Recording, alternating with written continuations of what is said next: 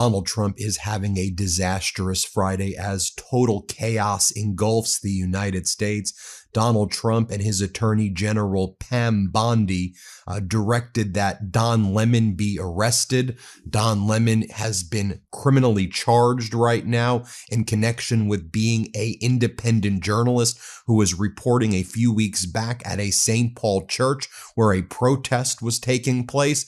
Don Lemon did nothing criminal at all. What we're learning is the Department of Justice offices in Los Angeles, as well as in Minnesota and Minneapolis, they refused to take any part in this criminal prosecution, but Pam Bondi went around their backs with Todd Blanche, and now the White House is posting images gloating and spiking the football and mocking Don Lemon after now persecuting and prosecuting a independent journalist. Our heart goes out to Don Lemon, and we stand in solidarity with Don Lemon. In addition, we're on the verge of a massive government shutdown right now. You have Lindsey Graham, who's placed a hold on the appropriations bill that's currently in front of the United States Senate. He says, unless and until states and local municipalities are criminally prosecuted for helping migrants or protecting migrants, unless there are federal laws in place to prosecute mayors and governors, he says that he's not going to support the current appropriations bill in its current form. He also wants to make sure that he is able to sue the Department of Justice and Special Counsel Jack Smith for subpoenaing phone records relating to Donald Trump from the insurrection that had Lindsey Graham's phone number on it. That's a major sticking point for Lindsey Graham. So now our entire government is heading into a shutdown because of Lindsey Graham and MAGA Republicans. Meanwhile, inflation is surging. We've gotten the latest inflation readouts, and it's significantly higher than people expected. I mean, the core inflation surging past 3%. We'll talk about what's going on there, well above expectations of 2.7%. And we all intuitively know when we go to grocery stores, when we go outside, when we go to clothing stores, everything is significantly more expensive and not affordable. And the inflation numbers today are absolutely abhorrent, and they reflect that as well. And meanwhile, Donald Trump was holding this event in the White House where he's announced his new chairman of the Federal Reserve pick. I'll talk about that in a moment. But Trump was asked by reporters during this press conference that he held moments ago, why are you suing your own administration and the IRS? Why are you suing yourself, your government, the United States government, for $10 billion? Isn't this like a ridiculous lawsuit because you're saying they leaked your tax returns 10 years ago? What are you even doing? So you're going to make the taxpayers pay you $10 billion? Donald Trump attacks the reporter and says, oh, you're ABC, you're fake news, I didn't call on you, and starts yelling at the reporter because he is an utter maniac. Watch this. President, why are you suing your own administration and the IRS? Why are you suing? Who are you with? I'm with ABC News. You're a loud person. Very loud. Let somebody else have a chance. Can you answer the question? Why are you suing IRS? ABC fake news. You're suing. Go ahead. I didn't call on you. Go ahead, please. Go ahead. Go ahead. Yeah. Do you think the upcoming ABC, by the way, is truly one of the worst.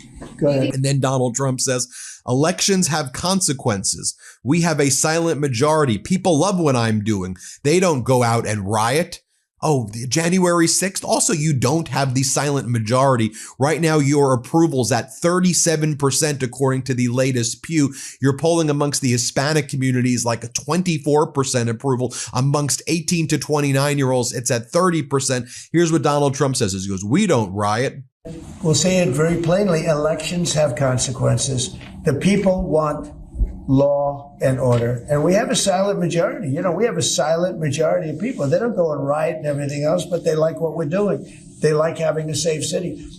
Also, we should note that apparently 3 million documents from the Epstein files have been released today out of 6 million documents that were collected. We're still going through a lot of these, a lot of references to Donald Trump's names, allegations, and complaints about calendar parties that Donald Trump threw with Epstein. I'm going to do a whole other video. I have to go through all 3 million of these. But one of the things that we know, as Kyle Cheney writes, enormous number of Steve Bannon texts in these new batches of Epstein files. They had an obvious familiarity, comfort, joking with each other, mocking Trump while discussing financial arrangements, the Mueller probe, we build the wall, geopolitics, Qatar, UAE, Russia, China, actual contacts with foreign leaders, and making constant arrangements to meet, talk, and film an Epstein documentary. That's what's going down right now.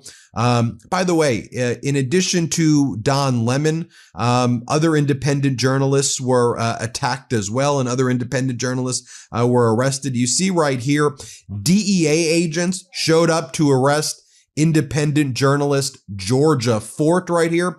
Do you see the DEA agents right there? And there's a whole video of that I want to share with you, but it's absolutely horrific what they did to Georgia Fort. She was the vice president, or is the vice president, of the National Association of Black Journalists, Emmy Award winning, and they attacked her. She was at the church as well, just filming, and they went after her.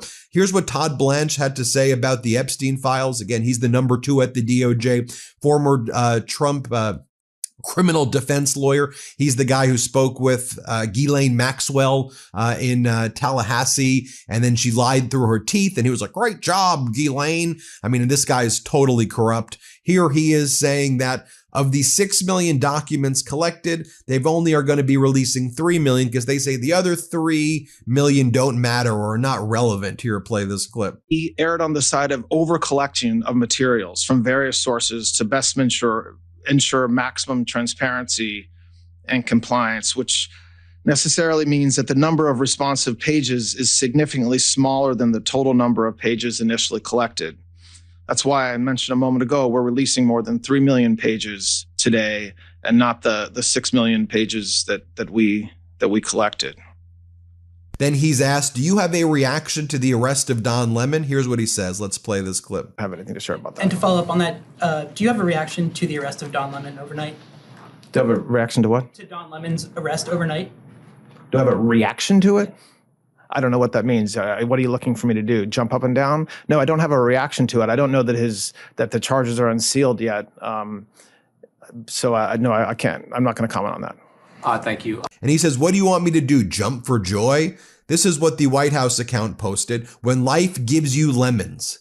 So they are literally mocking their persecution and prosecution of independent journalist Don Lemon. As I noted at the outset of this video, inflation is surging. The December PPI inflation comes in at 3% above expectations of 2.7%. The core PPI inflation unexpectedly rises to 3.3% above expectations of 2.9%. Core PPI inflation is now at its highest level since July 2025. It's going back up. PPI inflation is running way hotter than expected. Now, the event at the Oval Office, again, was covering so much more than this now because of the chaos that's unfolded this morning. But Kevin Warsh is an individual who Donald Trump said would be his next pick to replace Jerome Powell when Jerome Powell's term is over as the chairman of the Federal Reserve. Senator Tom Tillis of North Carolina has stated the following. Yes, Kevin Warsh is a qualified nominee with a deep understanding of monetary policy. However,